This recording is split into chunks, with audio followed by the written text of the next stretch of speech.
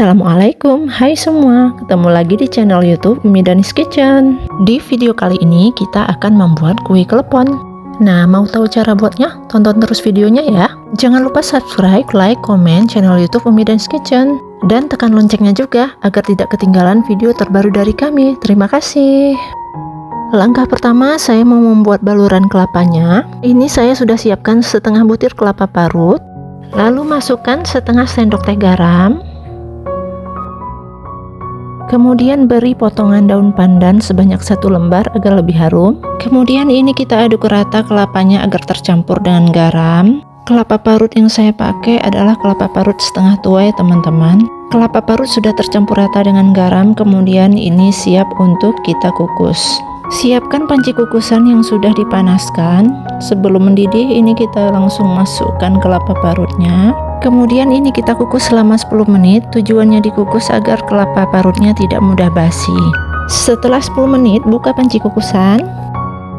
Lalu ini kita aduk-aduk sebentar kelapa parutnya. Kemudian ini sudah bisa kita keluarkan dari kukusan. Dan ini kita sisihkan dulu. Lalu biarkan sesaat hingga uap panasnya hilang. Langkah berikutnya, siapkan 8 lembar daun pandan segar berukuran besar seperti ini yang sudah dicuci.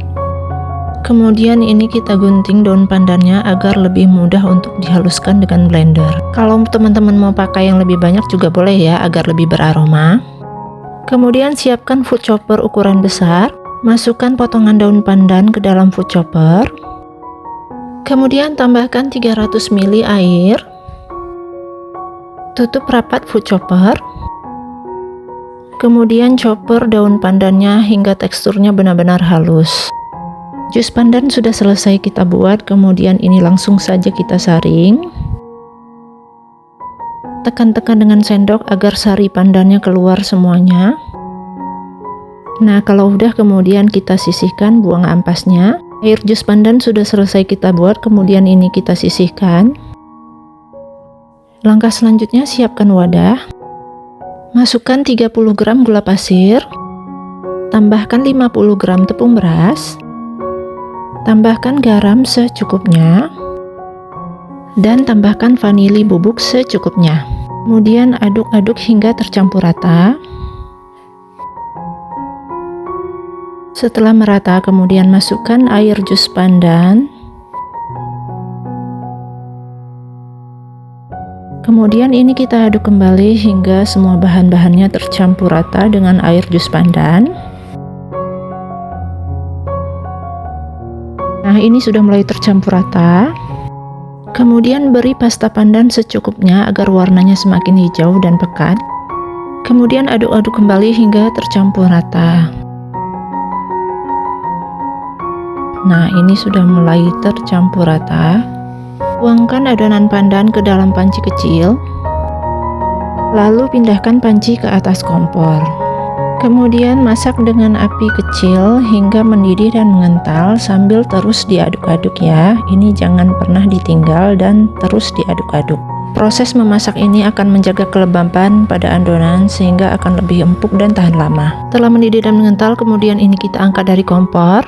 Selanjutnya siapkan 200 gram tepung beras ketan di dalam wadah.